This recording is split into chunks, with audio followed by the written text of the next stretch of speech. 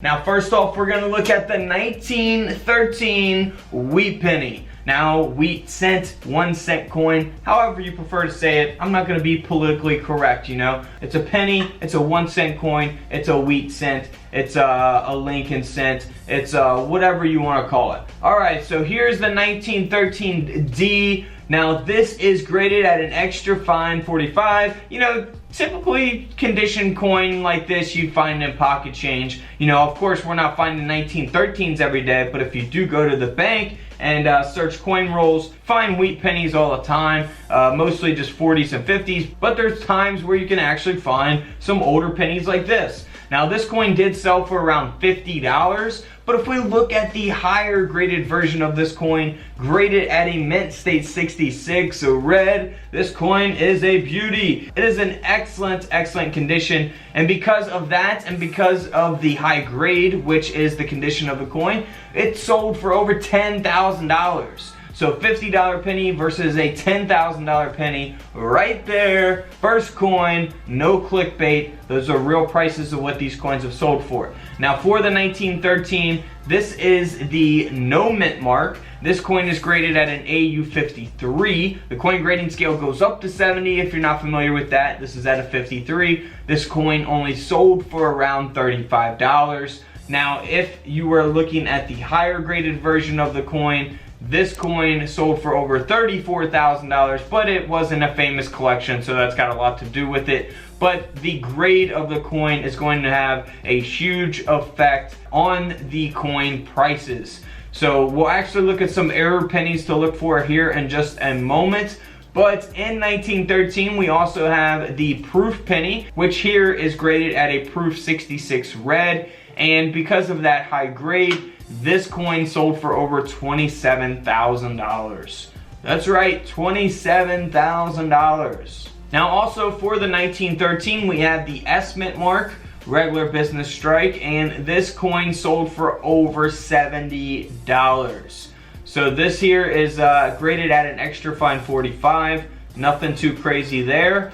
But if we go to the high version of the coin, this coin sold for over $60,000 because of its high grade. And we see that S mint mark there underneath the date if you guys are new to coin collecting. But let's check out these other wheat pennies that are worth money. We're gonna look at a 1914 Lincoln cent. Now they produced over 75 million 1914 no mint marks, which means they were produced in Philadelphia. However, the Denver mint, they made only 1.1 million. The San Francisco mint, you see there on 1914, they made 4.1 million. So here's an example of a 1914 D. Now why is this coin valuable even though it's not in a mint stated high graded coin, anything like that? It's valuable because of its low mintage 1.1 million. Of course the prices of these coins will vary based on the condition of each coin.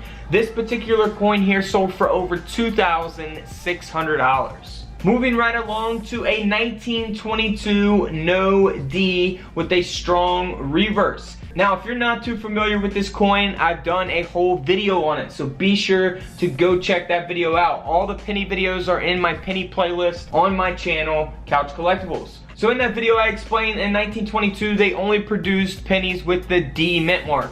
However, this one does not have the D mint mark. And they only produced a little over 7 million of those coins. This penny sold for over $7,000. Next up is the 1926S San Francisco minted Lincoln penny. Now they only made 4.5 million of these coins. This penny here sold for a little over $110. Moving right along to a 1931S Lincoln penny. This is very valuable because they only produced 866,000 of these pennies. This is an extremely rare penny, key date penny, very low mintage. They only made 866,000 of them. Now, this penny is not in a very high grade, so it's gonna sell for a lot less. Now, if this penny was in much better condition, it would sell for a lot more money. This penny here sold for a little over $115. Moving right along to a 1941 Double Die Obverse.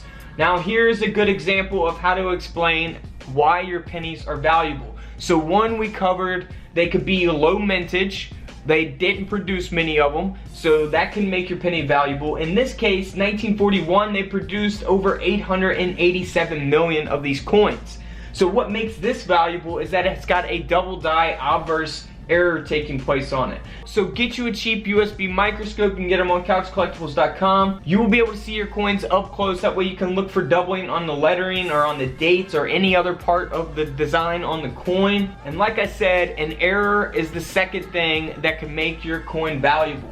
This penny here sold for over $110. Now, if it didn't have that error, it really wouldn't be worth anything. In 1941, they were really common pennies. They produced a lot of them. Next up is a 1971 Double Die Albers. This is the same case. 1971, they produced tons, over 1 billion just of the Philadelphia Mint, almost 2 billion of the Philadelphia Mint. So they produced a lot of them. They are not rare. However, when you do find coins with double dies on them, that will make them a little more valuable. This penny here sold for over $125. Next up is the 1972, same error, a double die obverse. Same story, it's not a low mintage coin, but it's got a double die. There's doubling taking place on the lettering and on the date, and that is what makes it valuable. This coin here sold for over $320. Moving right along with the same story, guys, a 1984 Lincoln Cent.